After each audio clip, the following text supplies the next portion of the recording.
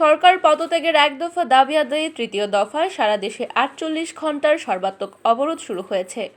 তৃতীয় দফায় অবরোধের প্রথম দিন আজ বুধবার সিলেট নগরীতে যান চলাচল অনেকটাই স্বাভাবিক লক্ষ্য করা গেছে। অফিস সময়সূচির সঙ্গে পাল্লা দিয়ে বেড়েছে যান চলাচলের চাপ।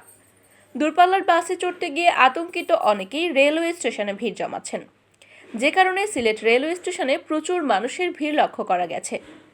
অন্যদিকে সিলেট কেন্দ্রীয় বাস টার্মিনালে দূরপাল্লার বাস ছাড়ার প্রস্তুতি নিচ্ছে, আর সিএনজি চালিত অটোরিকশা, পণ্যবাহী যানবাহন ও ব্যক্তিগত গাড়ি চলাচল করছে।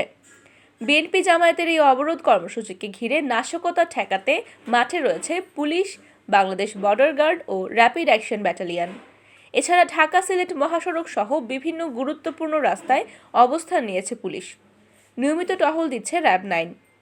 এর আগে গত সোমবার দ্বিতীয় দফায় ৪৮ ঘণ্টার অবরোধ কর্মসূচির শেষ দিন বুধবার থেকে ৪৮ ঘণ্টা সড়ক, নৌ ও রেলপথে অবরোধ কর্মসূচি ঘোষণা করে বিএনপি, যা বুধবার ভোর ৬টা থেকে শুক্রবার ভোর ৬টা পর্যন্ত টানা ৪৮ ঘণ্টা চলবে। গত ২৮ অক্টোবর ঢাকায় বিএনপির মহাসমাবেশে হামলা, নেতাকর্মীদের হত্যা, বিএনপি মহাসচিব মির্জা ফখরুল ইসলাম আলমগীর সহ আন্দোলনরত বিভিন্ন দলের সহস্রাধিক নেতাকর্মীকে গ্রেফতার, বাড়ি বাড়ি তল্লাশি, হয়রানি ও নির্যাতনের প্রতিবাদে গত ২৯ অক্টোবর সারা দেশে সকাল সন্ধ্যা হরতাল কর্মসূচি পালিত হয়েছে। এরপর প্রথম দফায় গত ৩১ অক্টোবর থেকে ২ নভেম্বর পর্যন্ত ৭২ ঘণ্টার অবরোধ কর্মসূচি পালন করা হয়।